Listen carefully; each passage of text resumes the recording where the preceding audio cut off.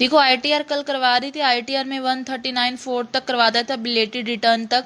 Next है 135 में 18 और 19 में अमेंडमेंट हुआ, ठीक है, इस सेक्शन में। इसमें revise return revise time period से रिलेटेड है, मतलब रिटर्न से रिलेटेड और टाइमिंग पीरियड से रिलेटेड है।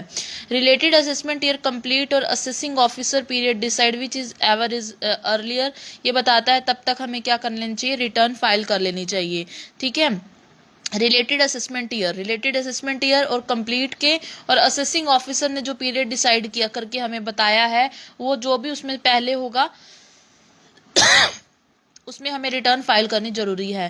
पहले क्या था, असेसमेंट ईयर के खत्म होने के 1 साल तक, बट अब क्या है, जो असेसमेंट ईयर हमारा क्या है, जो हमारा असेसमेंट ईयर चल रहा है ना, उसी में ही वही पीरियड और उस मतलब उसी पीरियड के अंदर यहाँ असेसिंग ऑफिसर ने जो पीरियड डिसाइड किया है, वो दोनों में से जो पहले होगा उसमें हमें क्या करनी चाहिए, रिटर्न फाइल करनी चाहिए। सेक्शन 139A सेक्शन 139A क्या कहता है, पैन से रिलेटेड है। पैन देना होगा इफ चालान पे करना है, और रिटर्न पे मोटर व्हीकल परचेज बैंक में डिपॉजिट 50,000 से ज़्यादा। हमें पैन नंबर कहाँ देने की नीड है, अगर हमने कोई चालान पे करना है या कोई भी रिटर्न पे करनी है तब भी, या कोई मोटर व्हीकल परचेज करनी है, बैंक में 50,000 से ज़्यादा डिपॉजिट करवाने हैं, तो हमें पैन पे करना पड़ेगा। ये पेपर में क्वेश्चन आया हुआ, 130A किससे रिलेटेड है, पैन नंबर से रिलेटेड है।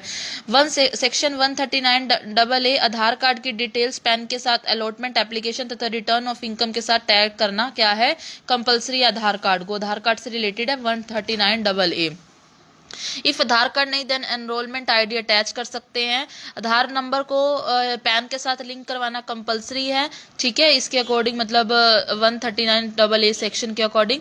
सेक्शन 140A किससे रिलेटेड है, सेल्फ असेसमेंट से रिलेटेड है। सेल्फ असेसमेंट से मतलब है कि हम खुद अपने आईटीआर को बनाएंगे, उसको ऑनलाइन फिल कर सकते हैं। सेक्शन 140 किससे रिलेटेड है, बेस्ट जजमेंट असेसमेंट से रिलेटेड है। Lack of knowledge about assessee judgement, अगर मान लो जजमेंट असेसमेंट से रिलेटेड है, मान लो हमें लगता है कि हमारी आईटीआर में गलत रिटर्न फिल हो गई है, असेसिंग ऑफिसर ने बना दिया, तो हम अपने बेस्ट अपने आप अपनी जजमेंट के अकॉर्डिंग क्या कर सकते हैं, अगर मान लो असेसिंग ऑफिसर को लगा कि जो टैक्स पेई है ना उसने गलत आईटीआर बना दिया है, तो अपनी जजमेंट के अकॉर्डिंग उसको क्या कर सकता है, रेक्टिफाई कर सकता है। सेक्शन 139 किससे रिलेटेड है, डिफेक्टिव रिटर्न से रिलेटेड है, मतलब गलत रिटर्न कौन कौन सी मतलब बेस पे गलत रिटर्न हम कह सकते हैं उसको, वो 139(3) सेक्शन कहता है।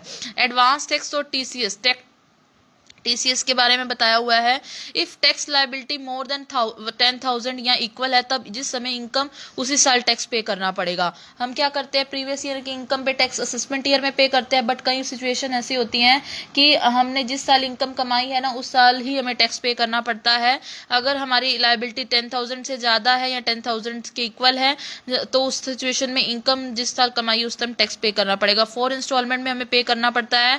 15 जून को 15% ऑफ 10,000, 15 सितंबर को 45% 10,000 जो माइनस करके, मान लो 10,000 का 15%, 1,500 हमने पे कर दिए, तो 8,500 का 45% 15 सितंबर को, फिर 15 दिसंबर को नेक्स्ट इंस्टॉलमेंट 75% ऑफ 10,000 का क्लियर हो जाना चाहिए, और 15 मार्च को 100% तक हमारा क्या होना चाहिए, टैक्स लाइबिलिटी क्लियर हो जानी चाहिए।